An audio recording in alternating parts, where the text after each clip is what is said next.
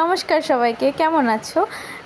দিনটি ছিল 25শে বৈশাখ, রবীন্দ্র জয়ন্তীর দিন। তার জন্য কিন্তু আমি, মামন, আবৃত্তি ভোর ভোর কিন্তু বেরিয়ে পড়েছিলাম একটা অনুষ্ঠানে যাওয়ার উদ্দেশ্যে। ভোর 6টা মতন তখন বাজে, হয়তো ওই সকালই হয়ে গেছে, ভালোই মতনই রোদ উঠে পড়েছিল। টোটোতে করে বেরিয়ে পড়লাম। আর এদিকে দেখছি সবাই মিলে প্রভাত ফেরি করতে করতে, আবৃত্তি করতে করতে রাস্তাতে যাচ্ছে। কি দারুণ লাগছিল, কি বলবো। এদিকে আমরা কিন্তু চলে এসেছি পার্কের দিকে। আসলে আমার এক বন্ধু কৌশল, অনেকে চেনো, অনেকে হয়তো চেনো না, ওরই একটা আয়োজিত অনুষ্ঠান ছিল, সেখানেই গিয়েছিলাম। ও না প্রত্যেকবার একটা করে, মানে রবীন্দ্র জয়ন্তীর দিন ও যেগুলো স্টুডেন্টদের শেখায় এবং ও নিজেও অনেক সুন্দর আবৃত্তি করে, তার জন্যই কিন্তু একটা অনুষ্ঠান আয়োজিত করে নেয় প্রত্যেক বছরই, কবি প্রণাম। এখানে কিন্তু ও খুব সুন্দর করে সঞ্চালনা করছিল।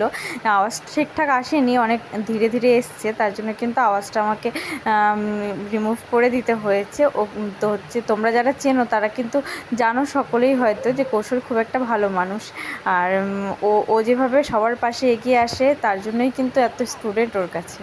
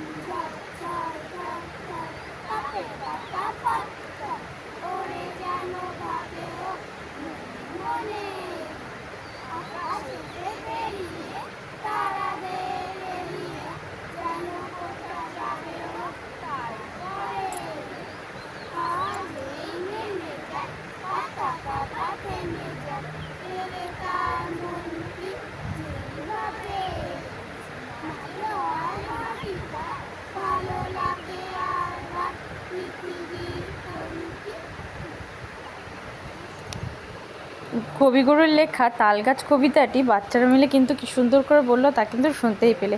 এই কবিতাটি না কৌশলী ওদেরকে তুলে দিয়েছে, একে একে সব বাচ্চারাই কিন্তু বলল।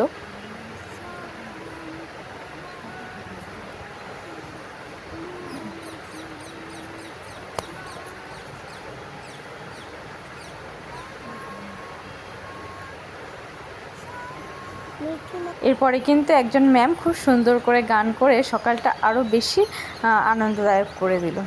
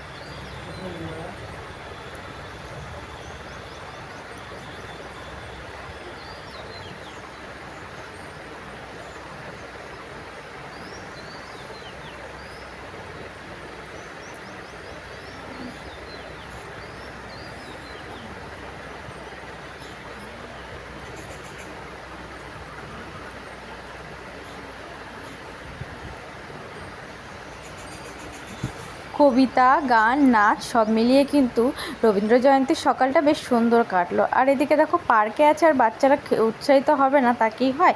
এদিকে অনুষ্ঠান শেষ হতেই কিন্তু সবাই যে যার মতন পার্কে আনন্দ করতে লেগে গেল। এই সকালেই দেখো ভীষণভাবে রোদ উঠে গেছে, তখন হয়তো 8টা মতন বাজে, তখনই বাচ্চারা সব খেলতে শুরু করে দিয়েছে। আমি ভাবলাম আমিও একটু পার্কের এই সুন্দর মানে পরিবেশটা একটু আনন্দ করে নিই।